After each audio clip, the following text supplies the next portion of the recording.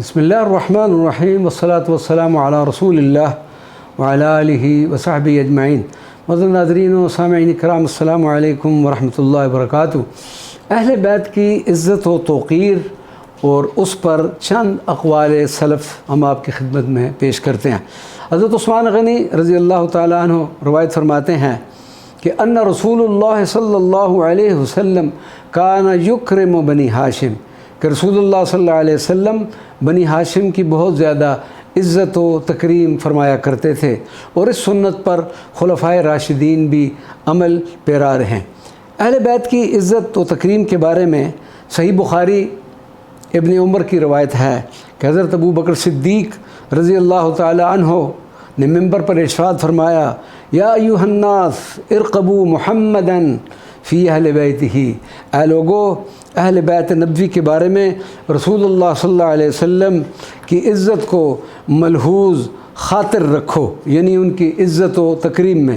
صحیح بخاری میں حضرت انس بن مالک کی روایت ہے کہ حضرت حسن سے بڑھ کر کوئی بھی رسول اللہ صلی اللہ علیہ وسلم کی مشابہت نہیں تھا۔ حضرت علی فرماتے ہیں کہ حضرت حسن سر مبارک سے لے کر سینہ مبارک تک نبی اکرم صلی اللہ علیہ وسلم کے مشابہ تھے، اور حضرت حسین سینہ مبارک سے نیچے تک آپ صلی اللہ علیہ وسلم کے مشابہ تھے۔ حضرت انس رضی اللہ تعالیٰ عنہ کی روایت ہے کہ ایک مرتبہ نبی پاک صلی اللہ علیہ وسلم مسجد میں تشریف فرما تھے۔ اسی اثناء میں حضرت علی تشریف لے آئے، سلام پیش کیا اور اپنے بیٹھنے کے لیے جگہ دیکھنی شروع کر دی۔ نبی اکرم صلی اللہ علیہ وسلم نے بھی صحابہ کرام کے چہروں کو دیکھنا شروع کر دیا کہ ان میں سے کون شخص حضرت علی رضی اللہ تعالیٰ عنہ کے لیے جگہ وسیع کرتا ہے۔ حضرت ابو بکر صدیق رضی اللہ تعالیٰ عنہ رسول اللہ صلی اللہ علیہ وسلم کے دائیں جانب تشریف فرما تھے۔ آپ رضی اللہ عنہ نے اپنی جگہ سے حرکت شروع کر دی اور حضرت علی سے فرمایا، ہا ہونا یا ابا حسن نجلسو، اے ابو الحسن یہاں تشریف لائیں۔